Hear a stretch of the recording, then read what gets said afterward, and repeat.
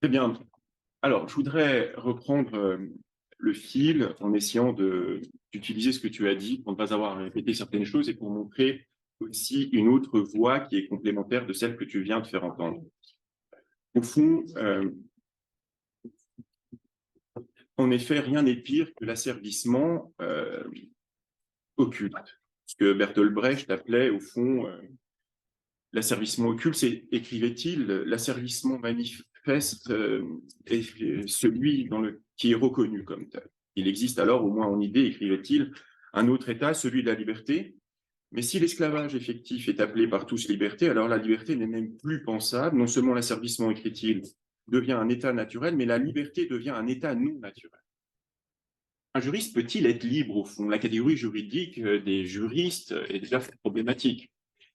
On peut penser à l'entretien entre Pierre Bourdieu et Roger Chartier, qui voit Bourdieu reprocher un peu à Chartier, derrière lui à d'autres historiens, d'utiliser des catégories aussi génériques que médecin, en déshistoricisant paradoxalement des catégories qui recouvrent des réalités extrêmement multiples, tant historiquement que géographiquement. Quoi de commun, au fond, entre Cicéron, Cujas, Desmoulins, Portalis, Vedel, quoi Jacques et tant d'autres. Euh, Pas grand-chose, pourrait-on dire. Est-ce qu'on peut construire néanmoins une catégorie qui garde son sens, car quel que soit celui dont on va affubler l'activité du label de juriste, il va devoir identifier ce qui est obligatoire, permis ou interdit, ou en tout cas, même si cela peut prendre évidemment dans des sociétés très différentes, des sens différents, il va devoir identifier des objets abstraits qui sont des normes. Alors, évidemment, quand on doit identifier des objets abstraits qui sont des normes et qu'on est soi-même dans le monde social, face à quelque chose qui est un monde imposé, puisque les normes, on ne les voit pas, ce sont des énoncés qui rendent obligatoire, permis ou interdit certains types de comportements humains qui sont globalement efficaces et globalement sanctionnés. Et ces énoncés, en tant qu'ils sont des objets abstraits, c'est de la signification. Ils sont de la signification, et cette signification, évidemment, est la réalisation de choix axiologiques. Qu'est-ce que c'est le droit? C'est un monde imposé qui véhicule la consécration, d'une certaine manière, d'un état des rapports de force, puisque c'est d'abord de la force qui s'est levée dans des normes, puisqu'il faut imposer à un moment.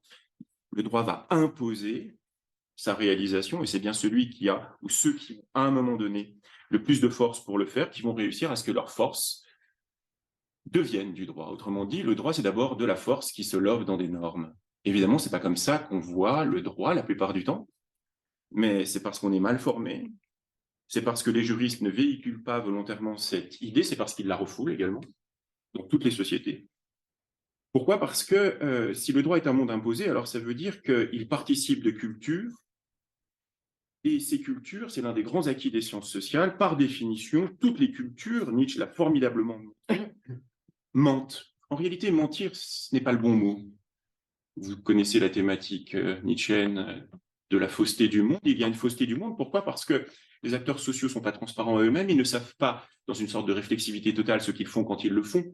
C'est même tout l'inverse. Il y a des degrés de réflexivité, mais la réflexivité, même importante, est toujours une exception. Autrement dit, si toute culture ment, alors les cultures juridiques mentent. Et le juriste qui est dans ces cultures est évidemment en train de faire quelque chose qu'il ne sait pas complètement faire, ou en tout cas, il ne fait pas forcément ce qu'il dit, il ne dit pas forcément ce qu'il fait, et le droit avec lui n'avance pas avec sa propre analyse. Les normes de la Constitution, l'article 1 de notre Constitution, qui énonce que la France est une république laïque, indivisible, démocratique et sociale, c'est énoncé pour le comprendre. Il ne suffit pas de regarder une pancarte qui serait juste à côté de l'énoncé qui vous en donnerait, au fond, une analyse, c'est-à-dire la révélation de la signification exacte de cet énoncé. Pour ça, il faut une science du droit. Pour ça, il faut quelque chose qui manquait jusqu'au début des années 20 avec le geste kelsènien. Celui d'un homme qui va, pour la première fois dans l'histoire, d'après les traces qu'on en a, poser la question suivante en l'état des connaissances sur ce que c'est que d'être scientifique. Qu'est-ce que ce serait d'analyser scientifiquement le droit? Au fond, quelles sont les règles pour la direction de l'esprit, c'est-à-dire une épistémologie, qu'il me faut suivre si moi, juriste, je veux analyser scientifiquement le droit? Eh bien, ce qu'on va voir, au fond, c'est que la seule chance pour les juristes de connaître ce qu'ils font, les fonctions du droit auxquelles ils sont confrontés, les fonctions qu'ils peuvent ou non exercer vis-à-vis de ces fonctions que le droit exerce, c'est de se former à une science du droit digne de ce nom, enfin. Une science qui n'existe pas, dont vous n'entendez jamais parler, on n'entend pas à France Culture. Et cette science, elle ne peut, au fond, se déployer qu'à la condition de mettre fin à une summa divisio qui règne dans le monde, sur la scène internationale, dans la littérature mondiale, entre des analyses qui seraient internes, certains, ou formelles, celles qu'évoquait Jacques à l'instant, technologiques, on dirait, et puis des analyses qui seraient externes, celles des sciences humaines et sociales. Comme si on ne pouvait pas en même temps être juriste et sociologue, comme si, au fond, on ne pouvait pas aussi être anthropologue, ethnologue, linguiste, etc., et philosophe. La théorie que je propose est très prétentieuse, mais j'assume parfaitement. C'est précisément de réconcilier, en fait, de façon articulée, consciente, pensée, explicitée, et Kelsen et son projet, corrigeant les erreurs qu'il a commises, comme tout fondateur, c'est possible, et la force d'une science du droit qui serait ainsi enfin réconciliée avec le canon, avec l'apport des sciences humaines et sociales, mais sans sacrifier, évidemment, ce qui fait, au fond, l'autonomie du droit, en un certain sens très spécifique, comme objet. La plupart des sciences humaines et sociales, aujourd'hui, pour ne pas dire toutes, que vous soyez latourien, bourdieusien, ou que vous soyez avec un paradigme ou une épistémologie autre, dissolvent l'objectivité de la signification. C'est-à-dire, ne voient pas qu'un système juridique n'existe que parce qu'il y a de la signification qui est extérieure à nous, qui rend ces énoncés publics et qui permettent précisément, selon des procédures qui sont celles de l'épistémologie, eh bien, d'identifier entre le fort et le faible, entre celui qui a intérêt à dire à son patron non, la directive ou la convention me permet de partir en vacances alors que l'employeur lui dit non, c'est le contraire, eh bien de dire objectivement ce qu'il en est. Ça ne signifie pas que l'énoncé ne va pas être ambigu sémantiquement, syntaxiquement, qu'il ne va pas être flou, partiellement indéterminé, incomplet, vague, autant de propriétés que la science du droit, depuis près de 60 ans sur la scène internationale, dans les revues internationales de théorie du droit, très bien pensé en profitant des acquis de la linguistique et de la philosophie du langage du XXe siècle. Comme on dit, identifier la part d'indétermination et de détermination d'un énoncé dans un système juridique à un moment donné, être capable avec le plus de minutie, le plus de précision, de restituer ce qui est obligatoire, permis ou interdit, mais attention, de restituer le contenu idéologique, l'odeur, la saveur, la couleur de l'énoncé. C'est un énoncé néolibéral ? Un article, par exemple, de la Constitution allemande qui prévoit qu'il est interdit d'avoir un certain déficit budgétaire, alors il faut être formé en histoire des idées et être capable d'identifier ici le contenu de cette idéologie qui s'est levée à ce moment-là dans cet énoncé. Ça veut dire quoi? Ça veut dire qu'il y a une interdisciplinarité interne, ça semble être un oxymore, une oxymore ou un oxymoron. Il y a une interdisciplinarité interne à la science du droit. Je ne vais pas faire la démonstration ici sur ce point. Je n'ai pas le temps. Je veux juste montrer les conséquences qu'une telle science pourrait avoir sur quoi? Sur la possibilité pour les juristes de pouvoir être libres, c'est-à-dire de pouvoir savoir ce qu'ils font quand ils le font par rapport au système juridique auquel ils sont confrontés. Et ça exige d'abord de prendre en compte effectivement que oui, Jacques, tu l'as raconté tout à l'heure très très bien, le capitalisme, Kafka l'a très bien montré, n'est pas simplement un état du monde, c'est aussi un état de l'âme. Et les juristes font un peu, citons de nouveau Brecht, ce qu'on fait quand chaque matin, disait-il, pour gagner son pain, on va au marché, on vend des mensonges, plein d'espoir, et on se range du côté des vendeurs. C'est ce que font les avocats, fiscalistes ou pas. En droit social, c'est pareil, dans tous les domaines. Ils vont répondre à une demande. Évidemment, la demande, elle est intéressée au sens étymologique, puisque tout le monde est dans le monde social, eux et leurs clients. Donc, ils ne sont pas là en priorité pour faire autre chose que répondre à cette demande. Donc, spontanément, effectivement, on peut voir le juriste comme un grand commis, au fond, une sorte de petit télégraphiste des logiques idéologiques qui traversent le monde social et qui irriguent le droit. Le juriste sont donc d'abord mandatés, délégués, commis, représentants, porte-flingue, si vous voulez, en service commandé. Et c'est valable pour le juge, hein, parce qu'un magistrat, contrairement à une idée reçue, est d'abord dépendant. Pourquoi? Parce que, sauf erreur de ma part, il est là pour concrétiser des normes générales abstraites qu'il n'a pas déterminées, qu'il a même interdiction dans nos systèmes juridiques de déterminer de façon générale, et il doit les faire respecter. Un juge est d'abord quelqu'un qui veille à ce que la norme générale qui a été décidée par un autre soit respectée. Il est donc dépendant des faits qu'il n'a pas à modifier. Il doit au contraire les objectiver, les traiter comme objet d'étude et en révéler les propriétés. Il doit faire exactement la même chose, qu'il soit la Cour de cassation, le Conseil d'État ou n'importe quelle personne exerçant une fonction juridictionnelle. Il doit identifier le droit sans mettre dans le droit des éléments qui n'y sont pas, sans retirer du droit des éléments qui y sont. Alors, ça veut dire quoi?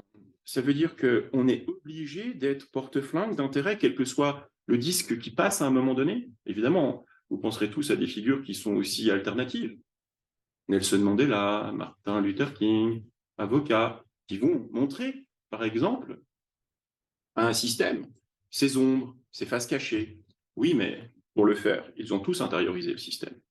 Ils l'ont tous intériorisé, car pour plaider devant une juridiction, il faut déjà savoir identifier toute une série de choses, et il faut avoir subi ce travail d'intériorisation d'une grammaire du droit. Une grammaire du droit comme objet et une certaine grammaire du droit comme discipline. Si vous voulez savoir les droits de votre client, si vous voulez même faire ou travailler à faire que le juge change d'avis, il faut que vous ayez intériorisé, dans un premier temps, ces règles spécifiques qui font que pour former un juriste, il faut très, très longtemps. Très, très longtemps. Pourquoi? Parce qu'un système juridique, c'est extrêmement complexe. Alors, qu'est-ce que ça veut dire? Ça veut dire d'abord que, les systèmes juridiques sont tous de nature idéologique, tous, sans exception. Que vous soyez d'accord ou pas politiquement à un moment donné avec ce système, ça ne change rien, ils le sont tous. Et deuxièmement, ça veut dire que statistiquement, les cadres juridiques d'analyse, les lunettes, les catégories juridiques, à travers lesquelles les juristes analysent ou sont censés se saisir de ces systèmes, sont aussi contaminés et ensorcelés par ce même système. C'est une loi qu'on retrouve dans toute l'histoire du droit. Les juristes baignent la plupart du temps dans les cultures, dans l'eau de la culture du système juridique dans lequel ils sont. Donc, si les systèmes sont statistiquement contaminés, ça veut dire qu'ils utilisent des méthodologies qui ont été ensorcelées par les mensonges culturels qu'on évoquait depuis le début. C'est-à-dire par un impensé, par l'histoire. L'inconscient, c'est l'histoire, disait Mauss. Il y a un inconscient du droit qui est un inconscient du collectif que les juristes vont taire parce qu'ils font partie aussi de ce monde. Autrement dit, ils sont dans le bocal. Et dans le bocal, ces juristes, s'ils veulent bien faire leur travail, il faut qu'ils travaillent à devenir des requins. Et plus on est un requin du bocal, moins on fait la théorie d'H2O. On voit rarement des poissons faire la théorie d'H2O, ils n'y ont pas statistiquement, socialement, un intérêt. Pire, si vous connaissez les arcanes du droit, parce que vous êtes initié, et pas seulement au droit administratif, vous pouvez en tirer des tas et des tas de bénéfices secondaires. Alors, vendre la mèche, alors théoriser objectivement ce qui se joue dans le bocal, c'est suicidaire. C'est ce que fait la science du droit quand elle est digne de ce nom. C'est ce qu'elle peut faire. Et c'est ce que toutes les sociétés essayent d'empêcher. Pourquoi? Parce qu'aucune société, si elle est fondée sur précisément cette fausseté du monde, n'a un intérêt à ce que quelqu'un lui tende un miroir et montre le rôle que joue le droit dans précisément le système social. Il y a une très belle phrase de Durkheim où Durkheim s'interroge, se demande pourquoi, au fond, les études de droit sont découpées, isolées, spécialisées par rapport aux sciences sociales, à la linguistique, à l'histoire, à la philosophie. Et il dit, mais Ça a une raison. C'est précisément parce qu'il ne faut pas qu'on mette en rapport le rôle du droit avec le système social.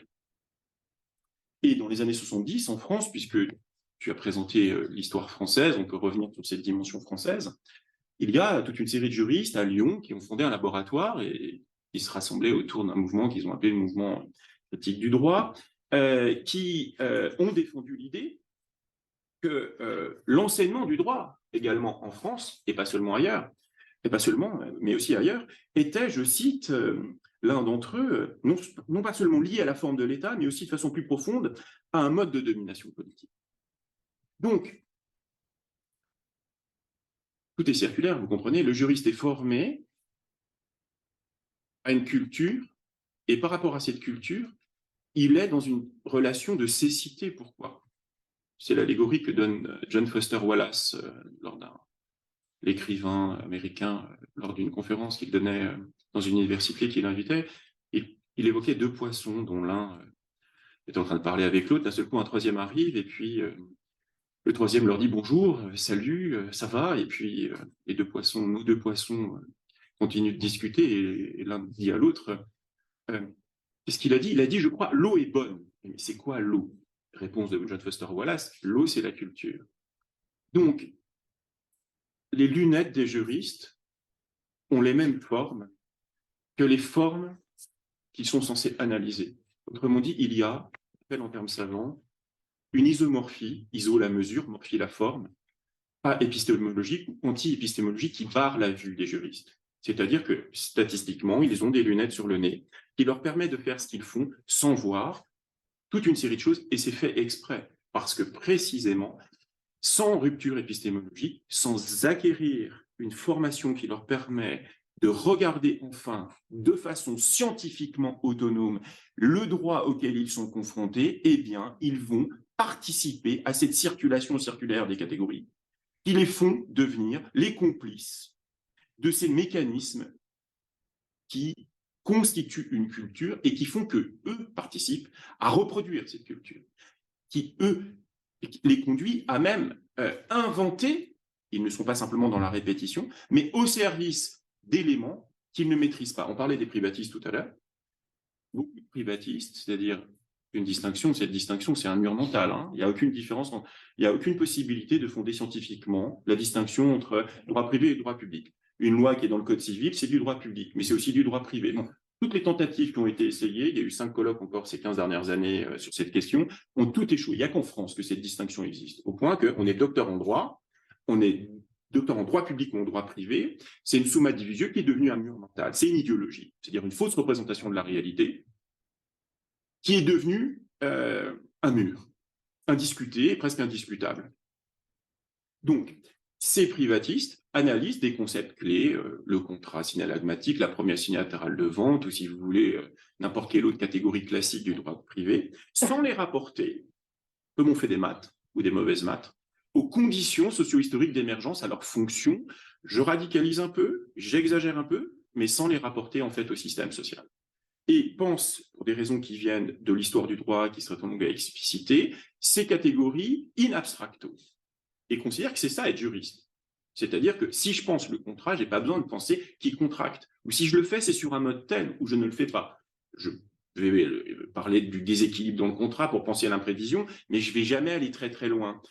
Chasser la sociologie, tu parlais des intérêts tout à l'heure, que je ne saurais voir. Pourquoi? Parce que si je commence effectivement à prendre en compte le réel, ce que Machiavel appellerait la réalité effective de la chose, alors il faut que je me livre à une analyse du droit qui le réinsère dans le monde social dans lequel il est, mais qui le réinsère sans le dissoudre, comme on dissout le bébé avec l'eau du bain, ou le sel de la juridicité dans le bain des sciences humaines et sociales, mais qui au contraire confronte la norme avec les intérêts qu'elle sert, pas, et pense en fait l'idéologie juridique par rapport à la réalité et la réalité qui la sous-tend par rapport à cette idéologie juridique. C'est le mot d'ordre, en fait, d'une science du droit qui serait ce que j'appelle une analyse juridique pluridimensionnelle du droit, rapporter l'un à l'autre, éclairer la réalité par l'idéologie qui la domine, l'idéologie par la réalité qui la supporte.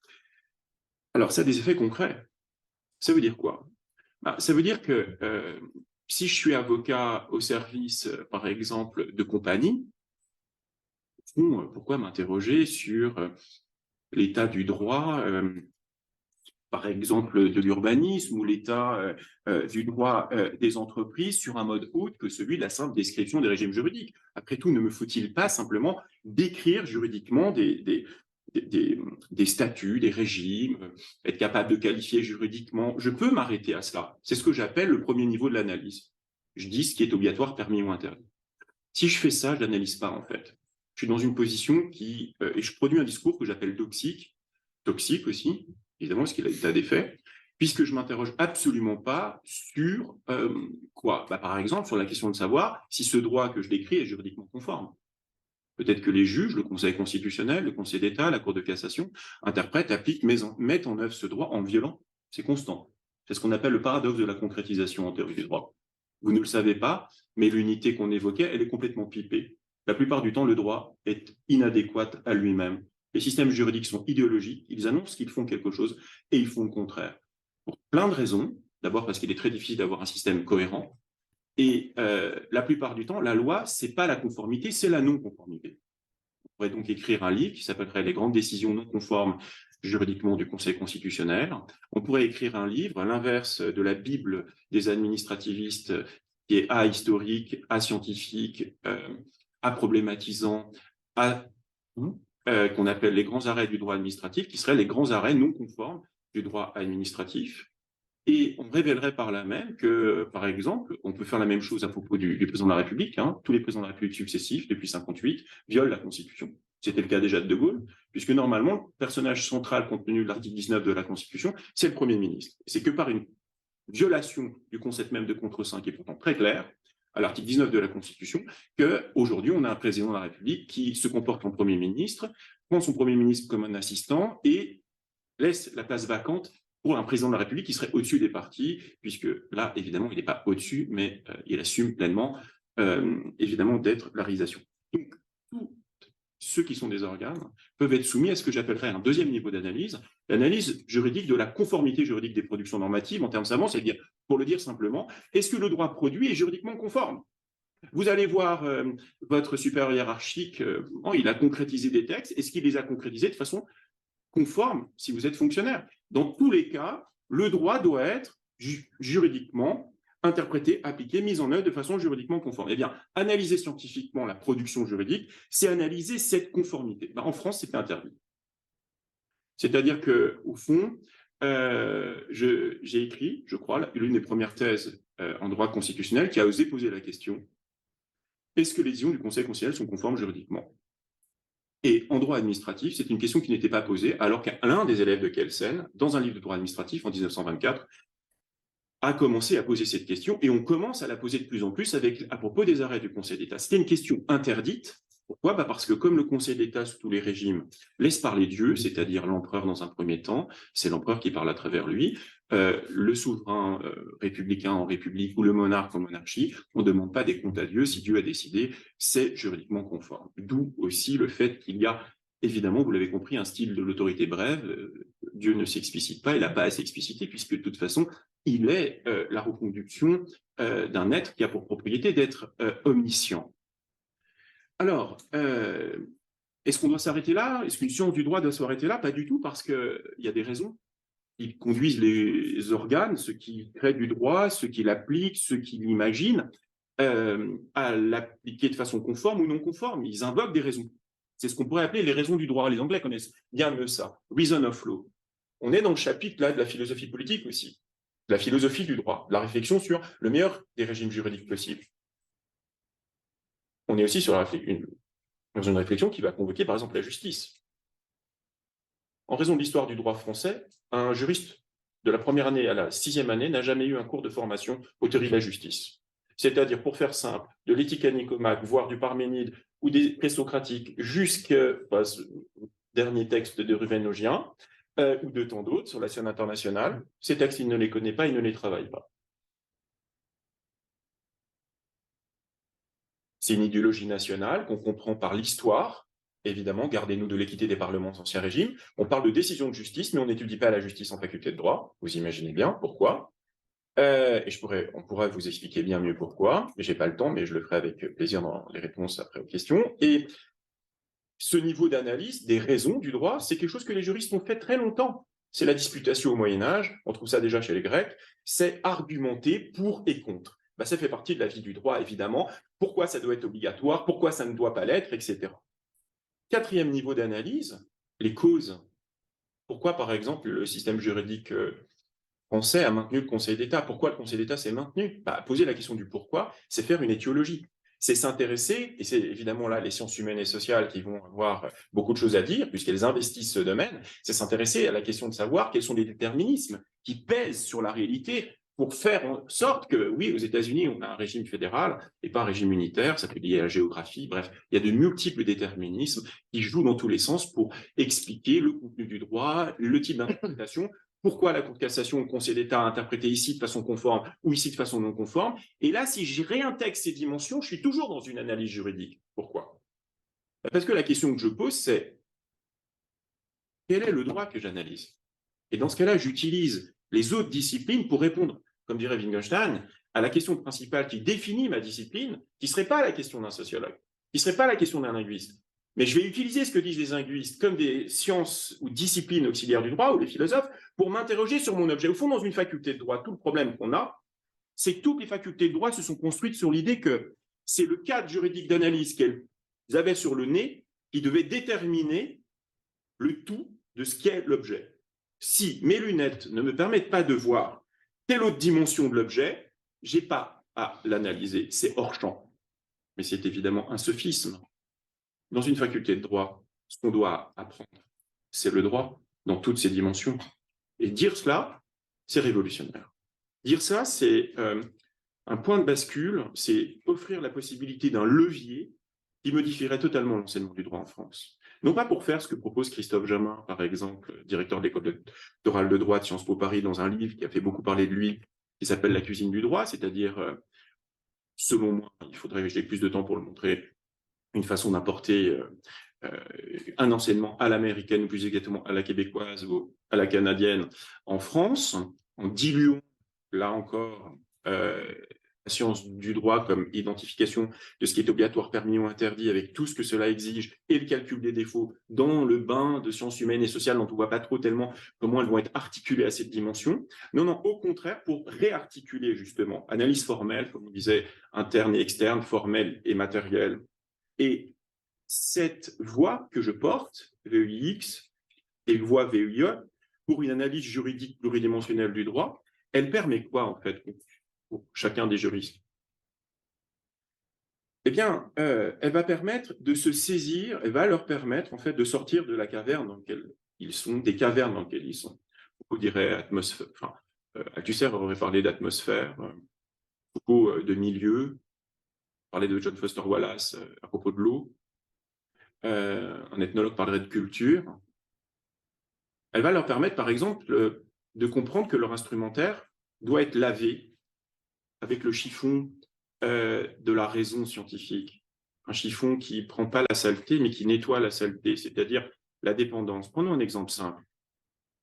Quand on apprend pendant plus de 60 ans, on pourrait dire même plus de 100 ans, le droit administratif en France, je reprends cet exemple puisque tu en as beaucoup parlé, on apprend le droit administratif en répétant ce que dit le Conseil d'État. C'est ce que j'appelle jouer à Jacques-Addy. C'est-à-dire, on répète fac de droit, c'est ce que critiquait Flaubert déjà quand il était à la fin du 19e, et il faisait pareil avec les arrêts de la Cour de cassation, il répète ce que le maître a dit. Il dit ce que le souverain a dit, quel que soit le régime. Mais ça, c'est pas analyser. Ça, c'est justement répéter, c'est se conformer.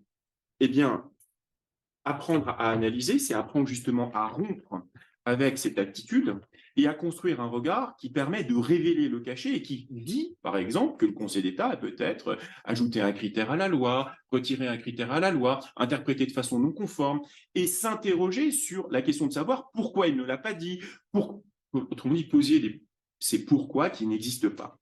Et si on fait ça, alors dans ce cas-là, on est dans le bocal, mais on peut apprendre à être un requin si on le souhaite, mais on peut surtout apprendre la théorie des beaucoup.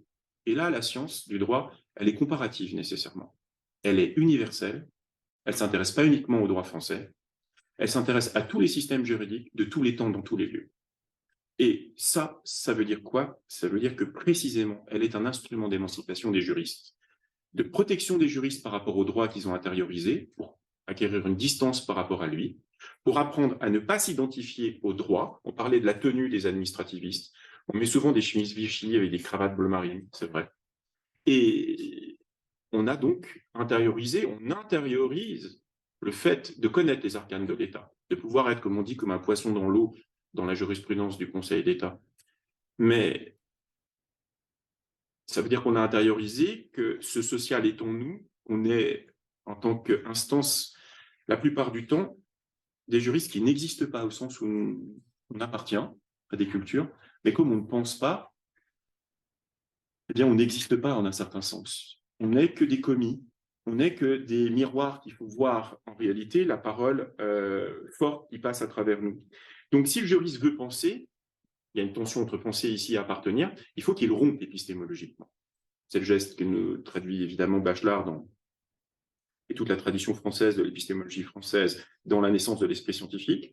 Et c'est le geste auquel on est convoqué si on veut construire une science du droit qui soit autonome scientifiquement et qui n'avalise pas une spécialisation et toutes les idéologies de la spécialisation de l'enseignement des disciplines qui a commencé dans les années 70 et dont on est en train de crever. Alors, je ne vais pas poursuivre trop longtemps, je voudrais juste montrer que ça a des effets très concrets. C'est-à-dire que quand vous êtes magistrat, quand vous êtes conseiller juridique pour une entreprise, quand vous êtes juriste en entreprise, quand vous êtes professeur de droit, si vous êtes professeur de droit, en considérant que vous êtes d'abord professeur de sciences du droit. Alors dans ce cas-là, déjà, ça change tout. Vous n'êtes pas le commis des idéologies nationales que vous ne connaissez pas, en essayant d'être vous aussi le requin dans le bocal, vous êtes le théoricien qui explicite l'implicite et qui montre le caché. Autrement dit, d'un discours doxique, vous devenez celui qui va révéler le caché, qui va montrer la réalité des apparences et la réalité derrière les apparences. Ça veut dire que votre discours va être subversif, puisque vous allez interroger le sol, le sous-sol, à partir duquel les autres marchent.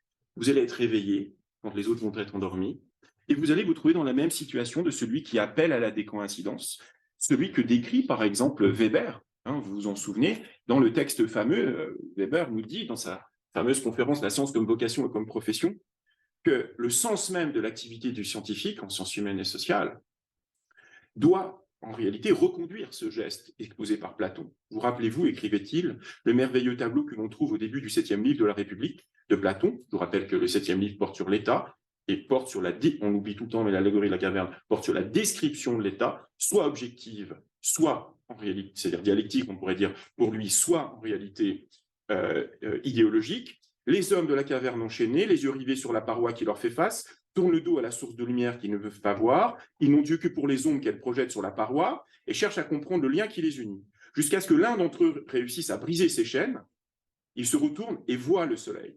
Aveuglé, il tâtonne, cherche autour de lui et balbutie en tentant de dire ce qu'il voit. Les autres le croient fou, mais peu à peu, il s'habitue à regarder la lumière en face. Sa mission est alors de redescendre vers les hommes de la caverne et de les faire remonter vers la lumière. C'est le philosophe. Le soleil, lui, est la vérité de la science qui seule ne guette pas des apparences ni des ombres, mais l'être véritable. Qui partage, dit Weber, qui partage aujourd'hui une telle attitude à l'égard de la science? Eh bien, on pourrait dire, et poser cette question à propos justement de la science du droit. Eh bien, vous avez une réponse, vous avez quelqu'un devant vous qui croit. Cette analyse juridique pluridimensionnelle du droit, je l'ai mis en œuvre depuis des années avec mes élèves, elle révèle du cachet, elle est autonome par rapport aux cultures, qu'elles soient japonaises, françaises, italiennes, et on doit l'appliquer à tous les systèmes juridiques et à toutes les idéologies nationales. Tu parlais de la France, et parlons du Chili. Au Chili, le droit administratif a été construit non pas par voie jurisprudentielle, mais par voie législative, ça change tout. C'est-à-dire que les mots de la doctrine pour décrire, tout change. Ça, c'est ce qu'on peut voir grâce à une analyse juridique pluridimensionnelle, où on tient en même temps l'analyse de l'objectivité de la signification des énoncés juridiques, et on utilise en connaissance de cause et avec les méthodologies propres à ces disciplines, sans faire de folklore et sans faire de syncrétisme méthodologique, ça c'est très important, je ne l'ai pas dit, mais on y reviendra, on révèle à ce moment-là on révèle ce qui fait la singularité, l'idiosyncrasie d'un système juridique, d'une culture juridique. Autrement dit, il y a une possibilité que le droit redevienne, ou plutôt devienne enfin, une véritable science de l'homme. Non pas en devenant de la sociologie, de l'anthropologie ou de l'ethnologie, mais en utilisant les disciplines et sciences auxiliaires du droit au service d'une émancipation, pas seulement des juristes vis-à-vis du droit et du droit vis-à-vis des juristes, parce que les juristes font beaucoup de choses au droit, ils le violent, ils le tordent, on l'a vu tout à l'heure, mais aussi par rapport aux destinataires des normes. Si vous êtes citoyen français et que vous êtes destinataire des normes du système juridique, eh bien vous avez un fort intérêt à ce qu'il existe en France une science du droit véritable, avec des juristes qui ne font pas ce qu'ils ont fait pendant des siècles, mais qui font ce que moi je fais, pour le coup, avec mes élèves. Et là, bon, moi, ça n'a pas d'intérêt, mais ce qui compte, c'est l'activité, c'est-à-dire vous montrer exactement ce qui a été énoncé, si ça a été respecté, pourquoi ça l'a peut-être pas été, pourquoi ça l'a été, et comment ça s'explique, et qu'est-ce qu'on pourrait faire autrement. Ouvrir les possibles, c'est appliquer, par exemple, cette analyse juridique que j'appelle avec Leibniz le principe de compossibilité. Par exemple, c'est révéler que ce que le Conseil d'État semble énoncer dans les décisions qu'on évoquait tout à l'heure, où la Cour de cassation, c'est pareil, sur le ton du vrai semblant, le semblant de Platon, celui qui impressionne. Vous voyez, allez peut-être, si vous ne l'avez jamais fait, sur le site de la Cour de cassation ou du Conseil d'État, regardez un arrêt, vous êtes destinataire de ces normes, eh bien, vous n'allez rien comprendre. Je vous mets au défi de comprendre un arrêt du Conseil d'État, même sur une question simple pour vous, qui vous parle, l'égalité en droit ou d'accès aux services publics, vous aurez beaucoup de mal. Il y a une formalisation, et cette formalisation, elle sert toute une série d'intérêts que seul quelqu'un formé à se cacher, qui déploie cette science du droit, peut vous révéler. Qui fait ça sur France Culture, à la télévision, sur Dailymotion? Personne. Vous n'entendez jamais parler de science du droit. C'est presque quelque chose qui semble soit une oxymore, comme un juriste libre, soit un impossible. En fait, c'est tout à fait possible. Mais là, il y a un décalage monstrueux entre l'État à la pointe du savoir sur la scène internationale de la science du droit et la connaissance du public s'explique, c'est normal. Alors, pour finir, puisque j'ai déjà trop parlé, pourquoi cette science du droit, elle permet et suppose différentes formes de décoïncidence? Je crois que vous l'avez compris. Vous évoquiez, François, que la décoïncidence est un art d'opérer, non pas une méthodologie. Hein. Vous le dites dans le dernier chapitre 8, par exemple, quand vous citez ici, j'aurais vous citer dans tous vos autres livres. Sur ce point, engagé qu'elle est d'emblée, écrivez-vous en situation et n'ayant pas à se soumettre au rapport théorique pratique, la décoïncidence ne se conçoit pas de façon abstraite et programmée, s'énonçant en règle. Il ne peut donc y avoir de méthode de la décoïncidence. D'un autre côté, qu'on n'envisage que dans son exécution, mais à travers les champs d'activité les plus divers, n'en fait pas pour autant une recette, elle ne relève pas d'un procédé, il n'y a pas de mode d'emploi de la décoïncidence qu'on pourrait machinalement appliquer. Alors, pourtant, cette décoïncidence, vous la conceptualisez. Et pour la conceptualiser, vous l'avez vécue. Comme le dit Hegel, tout ce qui est subi, tout ce qui n'est pas conceptualisé est subi. Donc, pour pouvoir la dire, la mettre en mots avec autant de finesse, et là, je loue votre dextérité dans la maîtrise que vous avez des langues anciennes, que vous utilisez, à mon avis, avec brio pour justement monter en généralité par rapport aux concepts construits dans différentes disciplines. C'est le rôle même de la philosophie, et vous habitez là pleinement l'une des fonctions de la philosophie. Quand vous faites cela, vous nous dites, vous la mettez en mots de façon descriptive, cette décoïncidence. Mais si on utilise les outils de Wittgenstein, est-ce que ce n'est pas une façon, comme il le dit, de paradigmatiser? C'est-à-dire de transformer un discours qui est un énoncé qui se présente comme descriptif en quelque chose, non pas que vous imposez, c'est une éthique que vous proposez, bien sûr, vous invitez autrui à explorer la fertilité de cet art d'opérer. Mais n'est-ce pas quand même, d'une certaine manière, aussi méta odos logos, un chemin qu'on peut suivre si on veut aller quelque part? Alors, il y a beaucoup de choses dans ce cheminement. L'émancipation, vous en parlez, on pourra y revenir. Émanciper, libérer, faire prendre conscience de la prise par la prise de conscience, ouvrir des possibles, c'est ce que font aussi, pas seulement les arts et les lettres, mais aussi les sciences. Et la science du droit, elle peut faire ça. Et ce que vous faites en travaillant en philosophe, c'est nous aider, me semble-t-il, à mieux comprendre le phénomène de la décoïncidence, le vécu de la décoïncidence, sa théorisation, si je puis dire, aura de l'expérience, au plus près, sous-entendu, de l'expérience, avec toute sa richesse, sa densité, sa phénoménalité. Et ça, c'est quelque chose que vit autant un mathématicien, me semble-t-il, qui enfante des concepts. J'aurais voulu parler de la conceptualisation et sa place en droit, on en parlera peut-être après. C'est, à mon avis, extrêmement précieux. Donc, oui, en tant qu'épistémologue et en tant que, je pense, la science du droit, la décoïncidence, c'est quelque chose que j'intègre, moi, d'un point de vue méthodologique. Mais ça ne veut pas dire que je me prive des dimensions autres qui sont aussi éthiques. Ce que vous proposez, c'est une éthique, une réponse à la question de savoir comment vivre. Eh bien, le travail de la science du droit est beaucoup plus partiel, beaucoup plus local. Tout ce que vous faites là, et j'en termine ainsi, là, ce qu'on est en train de faire, c'est déjà saisi par le droit. On est dans le cadre d'une loi 1901, on est liés les uns envers les autres par des tas de règles. Si là, je glisse et je tombe sur Jacques, c'est tout fait quelconque qui causait autrui un dommage, celui par lequel il est arrivé à le réparer qui va se mettre en place. Il n'y a pas une seule de nos activités. Le droit est ici omniprésent, mais on ne le voit pas. Nous sommes avec des noms depuis notre premier acte de naissance qui ont été fixés par le Code civil, tous les pans de notre vie. Là, vous allez rentrer chez vous, mais vous n'êtes pas inquiet d'avoir été cambriolé normalement. Ou en tout cas, si vous êtes arrêté par la police, de partir et d'être torturé. Pourquoi? Pas parce que vous savez que globalement, vous n'êtes pas au Mexique et qu'il y a eu, tout ça, c'est du droit en fait. Donc, on ne voit pas le poids du droit. Donc, on ne voit pas le rôle que pourrait jouer une science du droit digne de ce nom dans la prise de conscience de ce que le droit fait aux hommes et ce que les hommes font au droit. Or, on est tous des créatures, pas simplement des hommes d'État, faits par cet État et ce droit, mais on est fait par ce droit dans la quasi-totalité de ce que nous sommes. C'est notre chair. Il n'y a pas que l'empereur qui a le droit dans sa poitrine. C'est notre corps qui est fait, en fait, d'une intériorisation inconsciente de l'encadrement juridique de nos vies. C'est pour ça que le poids de la science du droit, quand il va se déployer, eh bien, il se fera voir et on comprendra alors son intensité et son rôle. Merci.